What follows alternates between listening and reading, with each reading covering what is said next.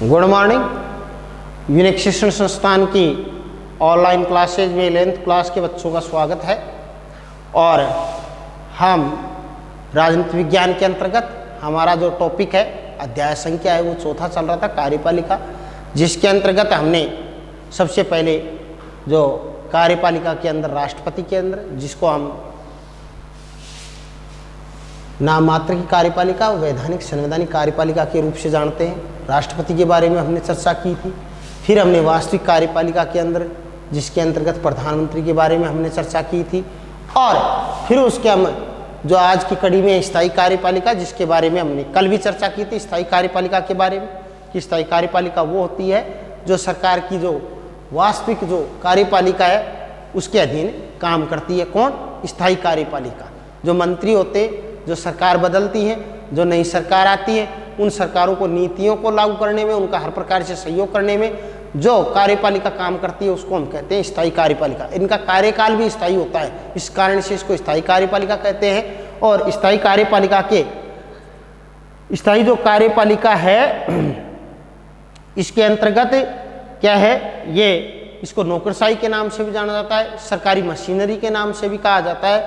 और इसके ये योग्यता के आधार पे इनका चयन किया जाता है। योग्यता के साथ में योग्यता के लिए जैसे पूरे देश के अंदर संघ लोक सेवा आयोग है और राज्यों के अंदर राज्य लोक सेवा आयोग बनाए गए हैं। ये लोक सेवा जो ये आयोग है ये लोक सेवकों की भर्ती करते हैं और लोक सेवकों की भर्ती के लिए योग्यता के आधार पर तय करते हैं, उनका जो चयन करते हैं योग्यता के आधार पे।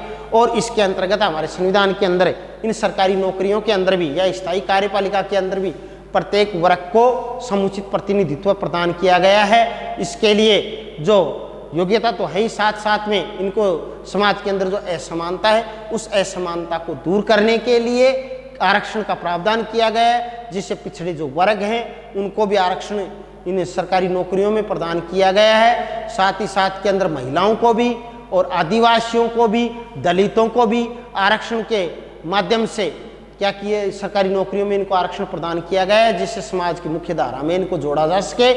और इसके लिए भारतीय प्रशासनिक सेवा है जो IAS और IPS, वो हमारे राज्य के अंदर वो सबसे शीर्षस्थ क्या है, अधिकारी है। तो राज्य के अंदर सबसे शीर्ष अधिकारी पे जिसका नाम आता है वो आता है IAS, जिसके बारे में हम कल भी चर्चा कर रहे थे कि शीर्षस्थ अधिकारी के अंतर्गत जिसको हम कलेक्टर कहते हैं IAS, उसका संघ लोक सेवा आयोग के द्वारा उसका चयन किया जाता है।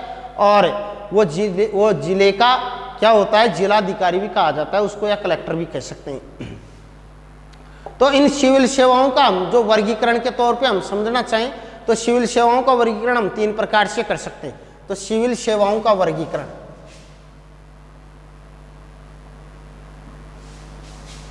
सिविल सेवाओं का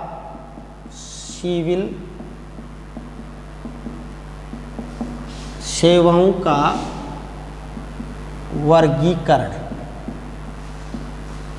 जो सिविल सेवाएं हैं इनका वर्गीकरण है। एक ये हो गया, दूसरा और ये हो गया तीसरा। देखो पहले में अखिल भारतीय सेवाएं, अखिल भारतीय सेवाएं। दूसरा है केंद्रीय सेवाएं, केंद्रीय सेवाएं जो केंद्र के अधीन है। अखिल भारतीय सेवाएं, केंद्रीय सेवाएं और तीसरी है प्रांतीय सेवाएं।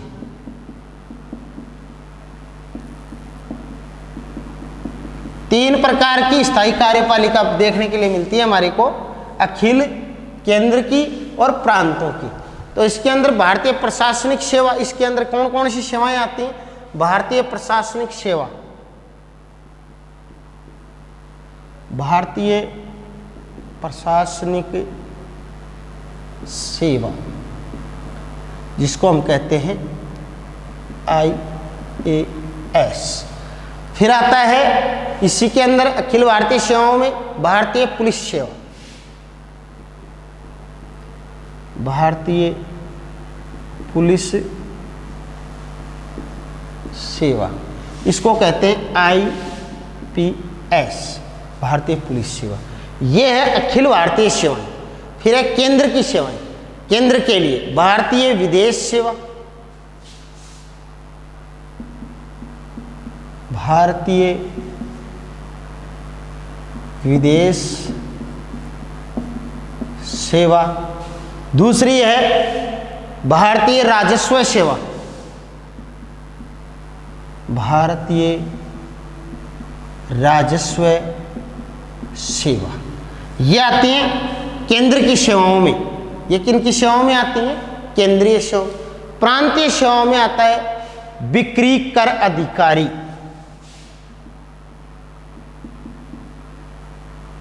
बिक्री कर अधिकारी, बिक्री कर अधिकारी किसमें आता है? प्रांतीय सेवाओं के अंतर्गत आता है बिक्री कर अधिकारी। ये इस प्रकार से जो सेवाएं उनका वर्गीकरण 3 प्रकार से किया गया है: अखिल भारतीय सेवाएं, केंद्रीय सेवाएं, प्रांतीय सेवा। अब बात हम चर्चा कल कर रहे थे कि प्रांतीय सेवाओं में सर्वोच्च अधिकारी कौन सा है? प्रांतीय सेवाओं में सर्वोच्च अधिकारी के तौर पे काम करते हैं जो IAS एंड IPS, ये अधिकारी हैं किसके? प्रांतीय सेवाओं के सर्वोच्च अधिकारी। ये किनमें? राज्यों की सेवाओं में लगाए जाते हैं। किनको?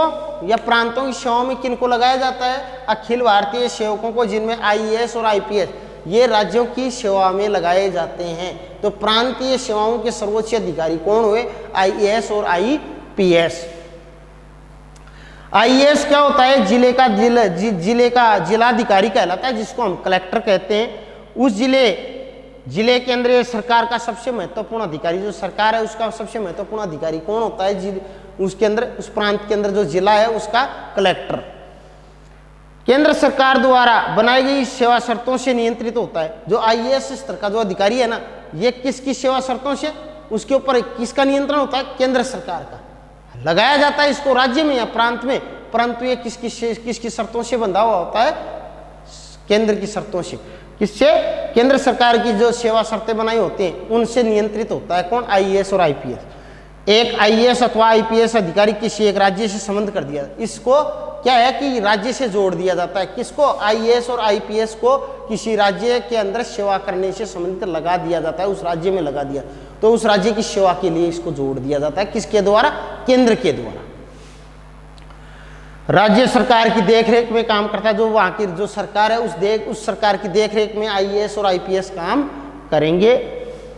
लेकिन IAS और IPS अधिकारी केंद्र सरकार द्वारा नियुक्त होते हैं। किनके द्वारा? इनकी काम तो करेंगे राज्य में, परंतु इनकी नियुक्ति किसके द्वारा होती है? इनकी IAS और IPS की नियुक्ति होती है केंद्र सरकार द्वारा।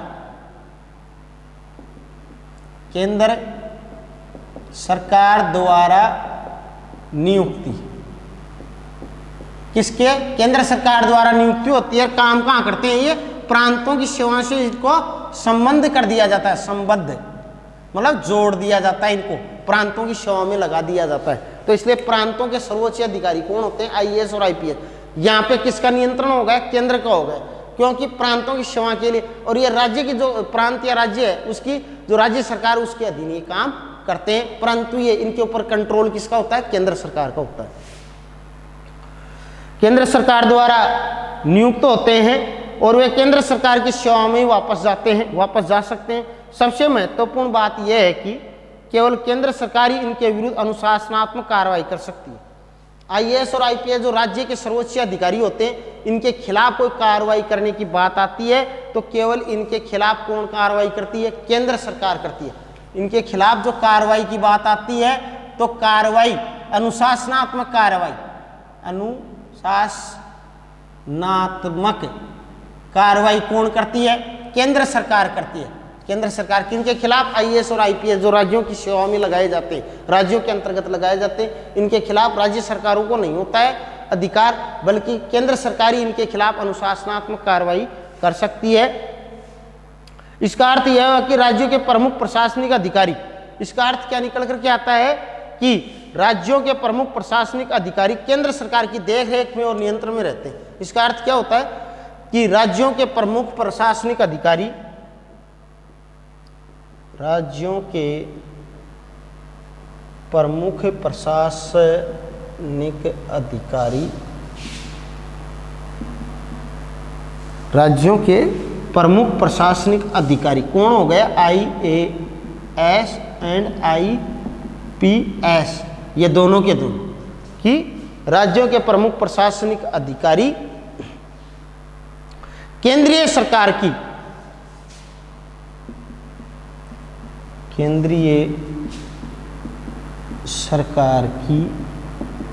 देख रेख हुए नियंत्रण में रहते हैं। किसकी देखरेख में? केंद्रीय सरकार की देखरेख में और नियंत्रण में कौन रहते हैं? राज्यों के प्रमुख प्रशासनिक अधिकारी। तो राज्यों का जो सर्वोच्च अधिकारी कौन है? IAS IPS। ये किसकी देखरेख में रहते हैं? केंद्रीय सरकार। काम किसके अधीन करेंगे? राज्य सरकार। राज्य का सर्वोच्च अधिकारी कौन है? यही जो IAS और IPS। केंद्रीय सरकार ही इनके विरुद्ध अनुशासनात्मक कार्रवाई कर सकती है। इसका अर्थ यह हुआ कि राज्य के प्रमुख प्रशासनिक अधिकारी केंद्रीय सरकार की देखरेख और नियंत्रण में रहते हैं। संघ लोक सेवा आयोग द्वारा नियुक्त, जो इनकी नियुक्ति कौन करता है भाई? संघ लोक सेवा आयोग। इनकी नियुक्ति कौन करता है? अखिल भारतीय।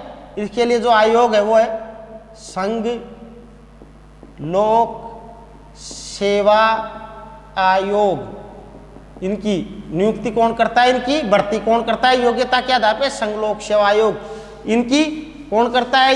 इनके अधीन जो आने वाले अन्य जो राज्य, इनकी जो राज्य लोक सेवा आयोग, इनकी करता है राज्य लोक सेवा आयोग।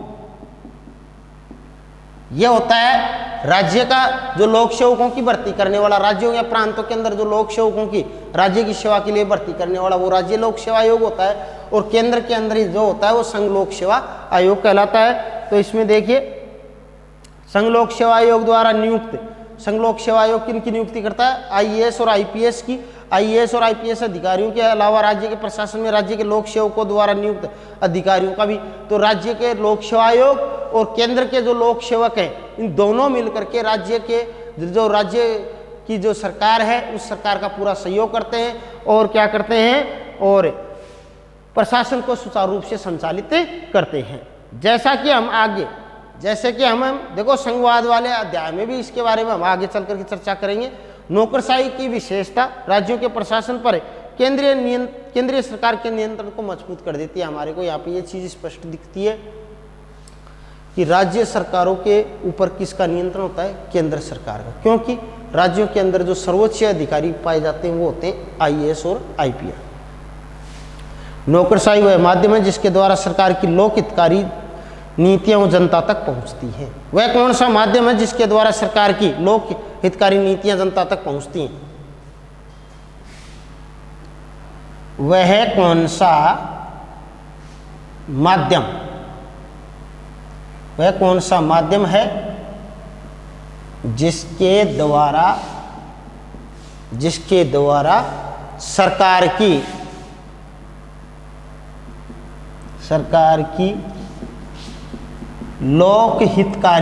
सरकार की लोक हितकारी नीतियां कि सरकार का वह कौन सा माध्यम है, जरिया कौन सा है जिसके द्वारा सरकार की लोक हितकारी नीतियां जनता तक पहुंचती हैं। कौन सा माध्यम है वो है नौकरशाही। कौन सा है भाई? नौकरशाही। वो माध्यम कौन सा है? नौकरशाही बोल दो, चाहे स्थायी कार्यपालिका के माध्यम से ही जनता तक पहुंचती हैं। जो सरकार की नीतियों को पहुंचाने वाला जो माध्यम है वो कौन सा है? नौकरशाही। नौकरशाही इतनी शक्तिशाली होती है कि देखो नौकरशाही से हम डरते हैं। किस प्रकार से? आम आदमी सरकारी अधिकारियों तक पहुंचने में डरता है, यह लोगों का अनुभव है। और कि नौकरशाही सामान्य नागरिकों की मांगों और आशाओं के प्रति संवेदनशील नहीं होते। ये आरोप लगते रहे हैं कि नौकरशाही के ऊपर क्या आम जनता इनसे, बड़े बड़े अधिकारियों से, IAS IPS से डरती है इन तक पहुंचने से, क्योंकि ये सामान्य नागरिकों की मांगों और आशाओं के प्रति संवेदनशील नहीं होते हैं। लेकिन जब लोकतांत्रिक ढंग से, यदि लोकतंत्र के अंदर यदि लोकतंत्र की जनता के अनुसार चुनी गई जो सरकार है वो नौकरशाही को नियंत्रित करती हैं, तब इनमें से कुछ समस्याओं को प्रभावी तरीके से हल किया जा सकता है। यदि लोकतांत्रिक तरीके से यदि सरकारें चुनी जाती हैं तो वहाँ पर नौकरशाही के ऊपर जो सरकारें हैं वो नियंत्रण अपना रख करके और काफ़ी समस्याओं को हल किया जाता है इस नौकरशाही के द्वारा। वहीं दूसरी ओर ज़्यादा राजनीतिक हस्तक्षेप से, जब ज़्यादा राजनीतिक हस्तक्षेप बढ़ेगा तो ऐसी स्थिति के अंदर क्या होगा, वहीं दूसरी ओर ज़्यादा राजनीतिक हस्तक्षेप से नौकरशाही राजनीति के हाथ में हाथ का खिलौना बन जाएगी। यदि ज़्यादा नौकरशाही के अंदर राजनीतिक हस्तक्षेप बढ़ गया तो ऐसी स्थिति में फिर वो काम करने लायक नहीं रहेगी नौकरशाही, क्योंकि वो तो राजनीति का अखाड़ा बन जाएगी। जैसे सरकार चाहेगी वैसा करेगी, तो इसलिए ज़्यादा नियंत्रण भी ठीक नहीं है। नौकरशाही इस प्रकार, देखो अपने स्थायी कार्यपालिका के बारे में चर्चा करें कि नौकरशाही वह कौन सा माध्यम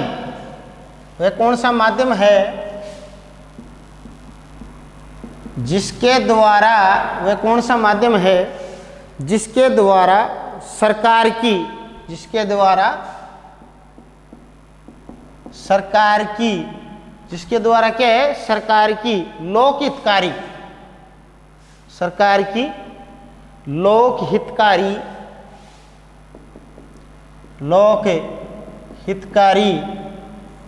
सरकार की लोकहितकारी नीतियां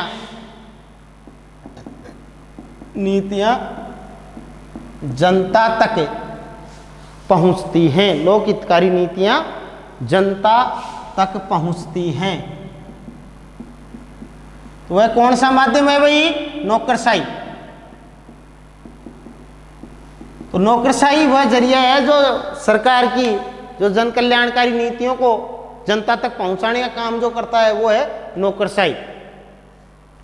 तो नौकरशाही के बारे में देखो, नौकरशाही इतनी शक्तिशाली होती है कि इससे आम आदमी सरकारी अधिकारियों तक पहुंचने में डर लगता है उसको। यह लोगों का एक अनुभव है, क्योंकि नौकरशाही सामान्य नागरिकों की मांगें और आशाओं के प्रति संवेदनशील नहीं होती है, ऐसा मानना है लोगों का, जनता का।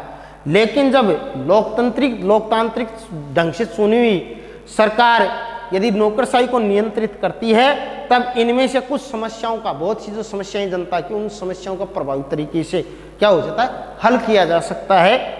वहीं दूसरी ओर हम चर्चा करें, दूसरी ओर ज़्यादा राजनीतिक हस्तक्षेप से क्या होता है, नौकरशाही क्या बन जाती है, राजनीतिज्ञ होते हैं उनके हाथों का खिलौना मात्र बन करके रह जाती है। हालांकि संविधान ने भर्ती के लिए एक स्वतंत्र मशीनरी बनाई है। जैसे संघ के अंदर अपन चर्चा कर चुके हैं कि संघ लोक सेवा आयोग है, राज्यों के अंदर राज्य लोक सेवा, ये स्वतंत्र आयोग है, भर्ती के लिए योग्यता के आधार पर नागरिकों का चयन करते हैं, लोक सेवकों का चयन करते हैं। लेकिन हर एक लोगों का मानना है कि सरकारी कर्मचारियों को अपने कार्यों के संपादन में राजनीतिक हस्तक्षेप से बचाने की कोई व्यवस्था नहीं की है। क्या है कि फिर भी संविधान के अंदर हमारे इन राजनीति का कम से कम हस्तक्षेप हो, नौकरशाही के अंदर इसके संविधान के अंदर ऐसा कोई प्रावधान नहीं किया है कि बच सके। यह भी महसूस किया जाता है कि जनता के प्रति नौकरशाही का उत्तरदायित्व, जो जनता है उसके प्रति नौकरशाही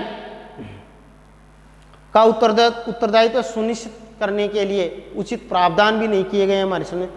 पर यह आशा की जाती है, हमारे संविधान में यह आशा की जाती है कि सूचना का अधिकार जो हमारे देश के अंदर 2005 में लागू हुआ था, 2005 के अंदर सूचना का अधिकार लागू हुआ था, पूरे देश के अंदर इसको लागू कर दिया गया था 12 अक्टूबर 2005 को।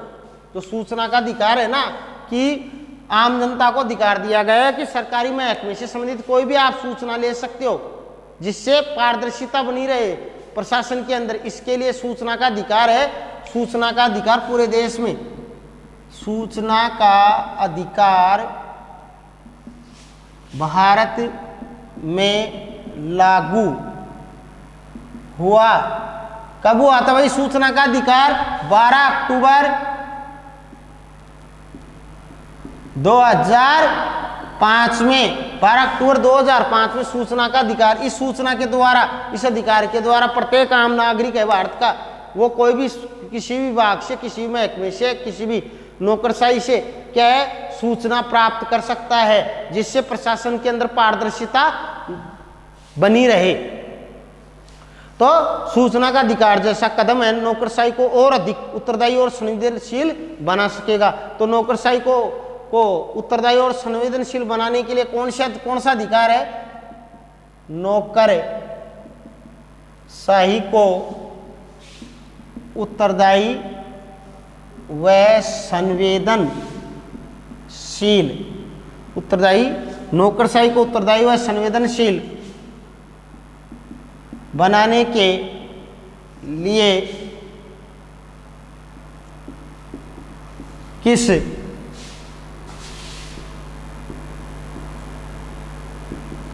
अधिकार को लाया गया? कौन से अधिकार को लाया गया है भाई? सूचना का अधिकार 2005 को। ये देश के अंदर सूचना का अधिकार, इससे क्या होगा? नौकरशाही उत्तरदायी भी बनेगी जनता के प्रति और संवेदनशील भी रहेगी। इसके लिए जिस अधिकार को संसद ने लाया था और जिसके अंतर्गत पूरे देश के अंदर ये जो अधिकार लागू हुआ था वो था सूचना का अधिकार 2005। ये सबसे पहले ये अधिकार है कौन से वर्ल्ड के अंदर, कौन से देश के अंदर हुआ भाई? स्वीडन के अंदर, स्वीडन देश के अंदर ये सूचना का अधिकार लागू किया गया था। आपकी जीके की जानकारी के लिए बता देता हूँ, स्वीडन के अंदर, भारत के अंदर ये 12 अक्टूबर 2005 से सूचना कि भारत का प्रत्येक नागरिक जो नौकरशाही से संबंधित किसी भी प्रकार की जानकारी ले सकता है, जिससे नौकरशाही संवेदनशील रहे, उत्तरदायी बनी रहे, पारदर्शिता रहे प्रशासन में। इसके लिए जिस अधिकार को पारित किया गया था वो अधिकार जो है वो है सूचना का अधिकार 2005। तो इस प्रकार से आज हम निष्कर्ष तौर पे ये चर्चा कर सकते हैं, आधुनिक कार्यपालिका जो आज की जो कार्यपालिका है, सरकार है, एक शक्तिशाली संस्था बन गई है और सभी प्रकार की सरकारों में सरकार के अन्य अंगों की अपेक्षा कार्यपालिका, सरकार के जो 2 अंग है उनके अलावा कार्यपालिका क्या है? शक्तिशाली है। इससे कार्यपालिका पर लोकतांत्रिक नियंत्रण की आवश्यकता ही बढ़ गई है। हमारे संविधान निर्माताओं की यह दूरदृष्टि थी कि उन्होंने कार्यपालिका को, देखो हमारे यहाँ पे कार्यपालिका किसके नियंत्रण में है? विधायिका के नियंत्रण में। विधायिका को नियमित रूप से नियंत्रण और देखरेख में है। एक संसदीय कार्यपालिका का चयन किया गया है। हमारे यहाँ पर किस प्रकार की संसदीय कार्यपालिका वो होती है जिसके अंतर्गत जो कार्यपालिका के ऊपर किसका नियंत्रण पाया जाता है? विधायिका का पाया जाता है, जो हमारे भारत के अंदर पाया जाता है। तो समय समय पर होने वाले चुनाव, व्यक्तियों के प्रयोग पर संवैधानिक अंकुश और लोकतांत्रिक राजनीति से सुनिश्चित किया गया है कि भारत में कार्यपालिका अनुत्तरदायी नहीं होगी। इसी के साथ में हमारा जो कार्यपालिका का जो अध्याय संख्या 4 है वो संपन्न हुआ। और अब हम आगे की कड़ी के अंदर जो हमारा अगला लेसन है वो है अध्याय 5, जो सरकार का दूसरा अंग आता है विधायिका। पहला कार्यपालिका हमने पढ़ लिया, अब कल से चर्चा करेंगे हम विधायिका के बारे में। धन्यवाद।